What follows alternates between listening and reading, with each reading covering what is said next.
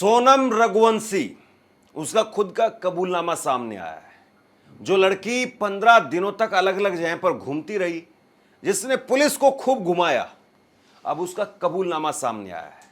कहते हैं ना कि अगर पुलिस की मार पड़े, अगर 3rd डिग्री का सामना करना पड़े, तो मुर्दे भी बोलने लगते हैं, साहब ये तो सोनम रघुवंशी है। बड़ी बात यह है कि सोनम रघुवंशी की एक वीडियो कॉल करवाई गई राज कुशवाहा, उसका जो बॉयफ्रेंड है, उसके साथ में, और वीडियो कॉल पर यह टूट गई। क्या कहा इसने अपने कबूलनामे में, वो भी मैं आपको बताने वाला हूं। और इसी खबर में राज कुशवाहा के एक वीडियो निकल करके सामने आया है, जिसमें राज कुशवाहा सोनम के पिता के साथ में, जब मर्डर हो गया, सब कुछ हो गया, उसके बाद में कैसे नजर आ रहा है वो भी देखिए। और तीसरी बड़ी खबर जिस पर बात करेंगे, सोनम प्रेग्नेंट है। उसकी बाकायदा एक प्रेगनेंसी टेस्ट करवाया गया है और अब सोनम की प्रेगनेंसी को लेकर के सवाल खड़े हो रहे हैं। अल्ट्रासाउंड भी किया जाएगा उसका, तो इस पर भी बात करेंगे। सबसे पहले जरा ये वीडियो आप देखिए। ये वीडियो आप देखिए, ये राज कुशवाहा है और जिस शख्स को ये पकड़े हुए हैं, ये सोनम रघुवंशी का पिता देवी सिंह है। आप देखिए कि जिस आदमी पर आरोप है, और अब बहुत सारी बातें सामने भी आ चुकी हैं, जिस आदमी पर आरोप है कि उसी ने राजा को मरवाया और उसी ने सोनम को पाने के लिए उसके पिता के साथ में छल कपट किया, वही आदमी कैसे उसके पिता को कमर से पकड़ करके ले जा रहा है जैसे कि उसका सगा बेटा हो। आप सोचिए कि इनके दुख के लिए ये राज कुशवाहा कितना जिम्मेदार है।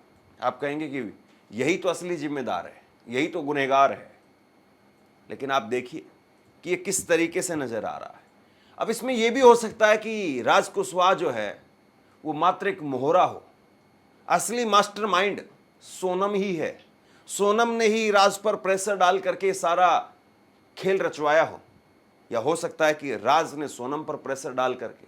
हालांकि खैर अभी इसमें गुत्थी सुलझनी बाकी है और अब थोड़े बहुत सवाल बचे हैं जो पुलिस के सामने आने बाकी है। लेकिन वीडियो कॉल हुई है और इस वीडियो कॉल पर अपने प्रेमी यानी बॉयफ्रेंड को देख करके सोनम टूट गई और उसने अपना गुनाह कबूल किया है। राज से पूछताछ कर रहे अफसरों ने कहा कि वीडियो कॉल कर सोनम से बात करवाएं। सोनम शुरुआत में सवालों को टालती रही। वह खुद को पीड़ित और असहाय बताने की कोशिश कर रही थी, लेकिन जैसे ही कैमरा राज की तरफ घूमा, सोनम देखती रह गई। उसने बताया कि राज और विशाल ने सब बता दिया है। सोनम फोन पर ही टूट गई और उसने राज की हत्या में शामिल होना स्वीकार किया। इसके बाद शिलोंग पुलिस का एक दल गाजीपुर रवाना। आप समझिए जरा कैसे खेल किया गया है।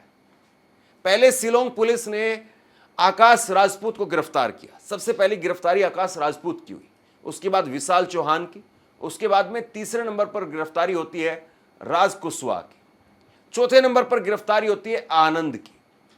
और जब राज कुशवाहा को गिरफ्तार किया गया तो राज कुशवाहा उसने अपनी तरफ से चीजें बताई। फिर उसकी जब बताई हुई बातों पर पुलिस ने आगे एक्शन शुरू किया तो बात होती है, क्योंकि राज कुशवाहा के पास में नंबर थे सोनम के। सोनम अपना फोन बंद कर चुकी थी। 23 तारीख को जिस दिन मारा गया राजा को, उसी दिन सोनम के और राजा के दोनों जो फोन थे, वो दोनों फोन बंद आ रहे थे। लेकिन सोनम के पास में दूसरा एक और फोन था जिसका नंबर राज के पास में था। और जब राज को गिरफ्तार किया गया, जब राज को 3rd डिग्री दी गई, तो उसके बाद में उसने सोनम का नंबर बताया। सोनम को बाकायदा वीडियो कॉल की गई और जब सोनम को वीडियो कॉल की गई तो पुलिस ने कहा कि देखो, राज ने और विशाल ने सब कुछ बता दिया।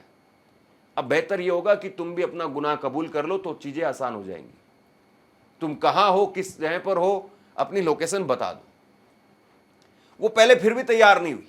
वो यही कहती रही कि मेरे साथ में लूट की गई है, मेरे पति को मार दिया गया है, मेरे साथ में भी हाथापाई की गई है, मुझे नशा दिया गया, मुझे बेहोश किया गया। इस तरह की बातें कहकर के वो पुलिस को घुमाती रही। लेकिन पुलिस ने जब कैमरा राज की तरफ कर दिया, और जाहिर सी बात है राज की वहां पर हालत जो होगी, पुलिस ने अपनी 3rd डिग्री में जिस तरीके से राज को ट्रीटमेंट दिया होगा, उसके बाद में सोनम उसका चेहरा देखते ही टूट गई, क्योंकि सोनम ने देखा होगा कि राज पूरी तरह से टूट चुका है और राज ने सारे राज खोल दिए हैं। तो अब राज रखने का कोई फायदा नहीं। और उसके बाद में सोनम ने अपना गुनाह कबूल कर लिया। और फिर उसके बाद में सोनम गाजीपुर में एक हाईवे पर पहुंचती है। हाईवे पर एक ढाबा जिसका नाम है काशी चाय का ढाबा। और उस काशी चाय के ढाबे पर रात को 1:30 बजे पहुंच करके साहिल यादव से, जो कि उस ढाबे का मालिक है, उससे जो है वो फोन लेती है और फोन लेकर के फिर भी कहानी बनाती है। वो कहीं ना कहीं सोच रही थी कि राज अगर फंस गया तो फंस गया, हो सकता है कि परिवार वाले मुझे बचा लेंगे। और उसने अपने भाई गोविंद को फोन किया और गोविंद को फोन करके कहा कि मैं ऐसे ऐसे यहां पर हूं, मैं गाजीपुर में हूं और मुझे बचा लो।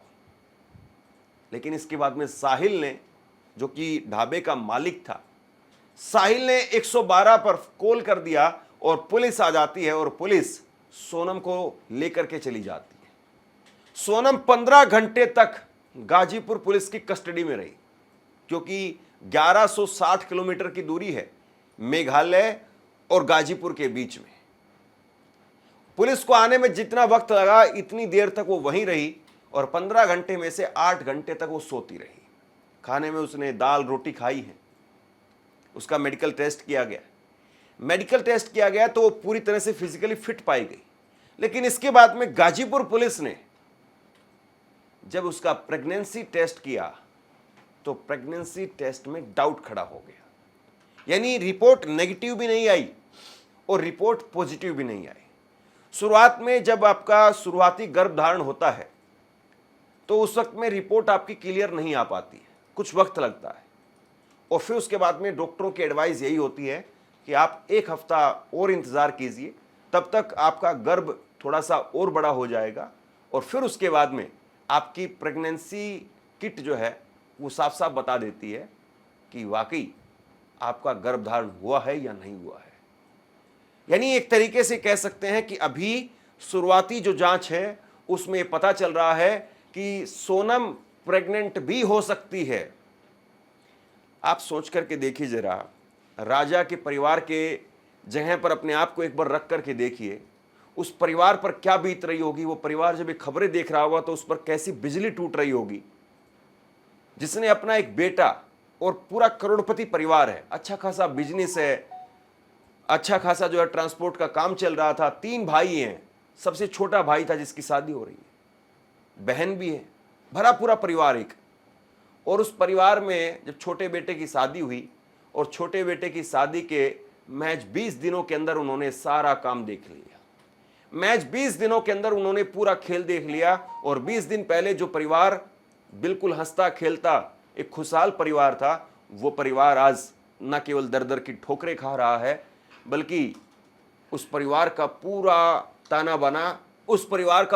ताना बाना बिखर गया है।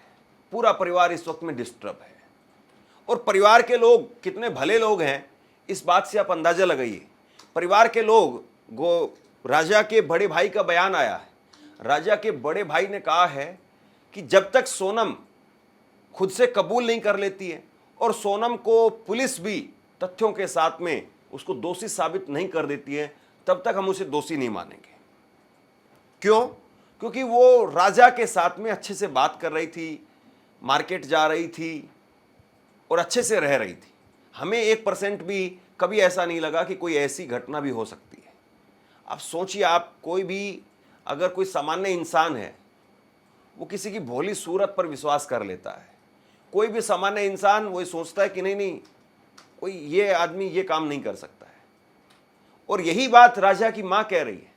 राजा की माँ कह रही है कि जिस वक्त में इसने मेरे से बात की या जब ये घर में थी, मार्केट में जा रही थी, परिवार में घुल मिल रही थी, तो बहुत हंसते हंसते बात कर रही थी। हमें किसी तरीके से नहीं लगा कि ऐसा भी कुछ हो सकता है, ऐसी भी कोई अनहोनी हो सकती है। और जाहिर सी बात है, उनको अगर जरा भी अंदेशा होता कि ऐसी अनहोनी हो सकती है तो शायद वो कभी भेजते ही नहीं अपने बेटे को। लेकिन खैर, कौन सोचता है कि हम घर में दुल्हन ला रहे हैं या घर में हम एक हत्यारन को लेकर के आ रहे हैं। कौन सोचता है इस बात को कि जिस दुल्हन को हम सजा धजा करके लेकर के आ रहे हैं और वही दुल्हन ऐसा काम कर दे कि हमारे बेटे की अर्थी सज जाए? कौन ये सोचता है? लेकिन खैर, जिनके दिमाग में प्लान था उन लोगों ने वो प्लान अपना ज़मीन पर उतार दिया और राजा को मौत के घाट उतार दिया। और अब इसके बाद में मेघालय पुलिस की हिरासत में ये सारे लोग चढ़ चुके हैं और मेघालय पुलिस अब इनको कैसे जेल की सलाखों के पीछे से और न्याय के मंदिर तक पहुंचाती है और वहां से राजा के परिवार को क्या इंसाफ मिलता है, देखना बाकी है।